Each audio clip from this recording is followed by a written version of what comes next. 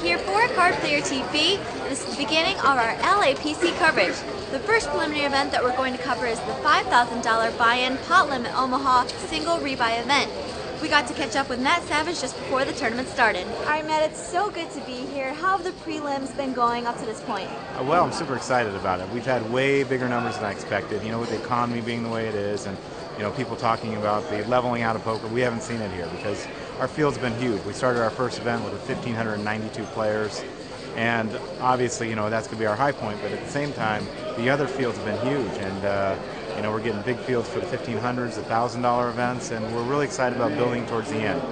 It's exciting to see poker still in full swing, and today is the $5,000 PLO event. Tell us why you wanted to implement this into the schedule. Well, a lot of the reason is that we wanted to bring some international players over here, and you know, a lot of the other series of tournaments are taking out these events and making them all no limit hold'em. And we feel that there's more to poker than just no limit hold'em, and we'd like to see more games being played, and that's why we did this. It also adds to the prestige of this series, the LA Poker Classic, so that's another reason why we wanted to do that. Matt talked about wanting to attract European poker players, and we caught up with John Duffy, head of the EPT. I thought the Omaha would be a good event to play in. I think there'll be some European players here. I don't know what the full number of players is at the moment, but that's one of the reasons I came early. So is tournament Pot-Limit Omaha, is that gaining a lot of steam in Europe, more so than the United States, would you say?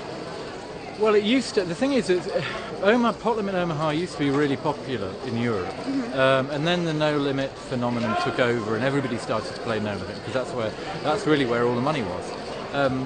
Now a lot of players are returning to PLO.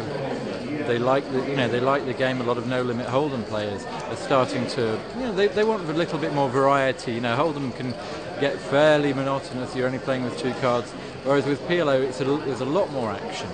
It's a lot more skillful game, but there are a lot of very good players in Europe, and it's picking up again.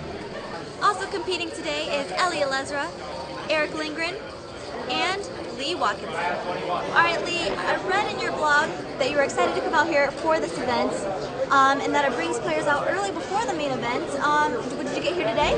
I got here last night. Okay, so are you excited about this event? Yeah, I am. I love Pot-Limit, and this is a big buy-in event, and I think it's going to have a really good structure. Matt Savage is running it. He always has great structures. Now, how is it going to change play with a single rebuy? I don't think it really changes the play that much. I mean, in a buy-in this size, I don't think people really go crazy, even if they can do multiple rebuys. This elite field is stacked with top-notch pros, as Phil Locke has come to find out. I gotta have my head examined because I signed up for this tournament thinking, oh yeah, PLO. Meanwhile, every table, like 9 of the finest players in the world, and now, of course, I got like 37 bracelets this table. I have 0 bracelets, of course. What kind of hole in the head do I have? I could have been downstairs making like, $8 an hour downstairs. $8 an hour or something like that. Instead, I sit and serve, wins $850,000 first event last year, 74 bracelets, value betting genius, I gotta have med examined. There's 45 geniuses in me. Stay tuned in for more coverage of the LAPC. I'm Christy Arnett for Card Player TV.